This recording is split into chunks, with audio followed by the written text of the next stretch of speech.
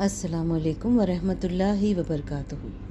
رب اشرح لی صدری ویسر لی امری واحلل عقدۃ من لسانی یفقہوا قولی۔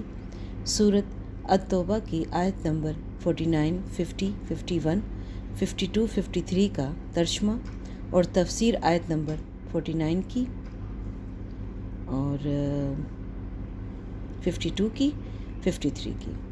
اعوذ باللہ من الشیطان الرجیم، بسم اللہ الرحمن الرحیم۔ ترجمہ: اور انہی میں سے وہ صاحب بھی ہیں جو کہتے ہیں کہ مجھے اجازت دے دیجیے اور مجھے فتنے میں نہ ڈالیے۔ ارے فتنے ہی میں تو یہ خود پڑے ہوئے ہیں، اور یقین رکھو کہ جہنم سارے کافروں کو گھیرے میں لینے والی ہے۔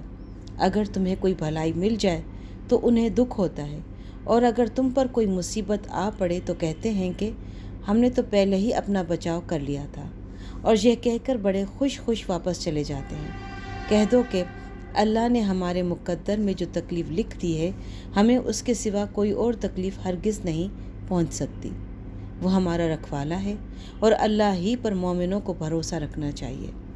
کہہ دو کہ تم ہمارے لیے جس چیز کے منتظر ہو وہ اس کے سوا اور کیا ہے کہ آخرکار دو بھلائیوں میں سے ایک نہ ایک بھلائی ہمیں ملے، اور ہمیں تمہارے بارے میں انتظار اس کا ہے کہ اللہ تمہیں اپنی طرف سے یا ہمارے ہاتھوں سزا دے۔ بس اب انتظار کرو، ہم بھی تمہارے ساتھ منتظر ہیں۔ کہہ دو کہ تم اپنا مال چاہے خوشی چندے میں دو یا بددلی سے، وہ تم سے ہرگز قبول نہیں کیا جائے گا۔ تم ایسے لوگ ہو جو مسلسل نافرمانی کرتے رہے ہو۔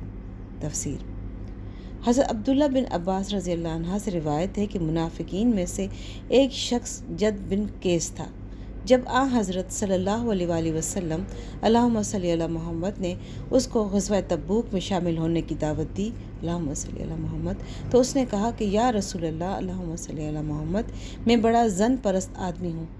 جب روم کی خوبصورت عورتوں کو دیکھوں گا تو مجھ سے صبر نہیں ہو سکے گا، اور میں فتنے میں مبتلا ہو جاؤں گا، لہٰذا مجھے اجازت دے دیجیے کہ میں اس جنگ میں شریک نہ ہوں، اور اس طرح مجھے فتنے میں مبتلا ہونے سے بچا لیجیے۔ اس آیت میں اس کی طرف اشارہ ہے، یعنی یا تو ہمیں فتح ہو یا ہم اللہ تعالیٰ کے راستے میں شہید ہو جائیں، اور ہمارے لیے یہ دونوں باتیں بھلائی کی ہیں۔ تم سمجھتے ہو کہ اگر ہم شہید ہو گئے تو ہمارا نقصان ہوگا، حالانکہ شہادت نقصان کا نہیں بڑے فائدے کا سودا ہے۔ جد بن قیس جس کا ذکر اوپر آیا، اسی کے بارے میں ایک روایت یہ ہے کہ اس نے جنگ میں جانے سے تو مذکورہ بالا بے ہدہ عذر پیش کیا تھا، لیکن یہ کہا تھا کہ اس کے بدلے میں اپنا مال چندے میں دوں گا۔ اس کے جواب میں یہ آیت منافقین کے چندے کے ناقابل قبول ہونے کا اعلان کر رہی ہے۔ سبحان ربک رب العزت عما یصفون وسلام علی المرسلین والحمد للہ رب العالمین۔ جزاک اللہ خیر۔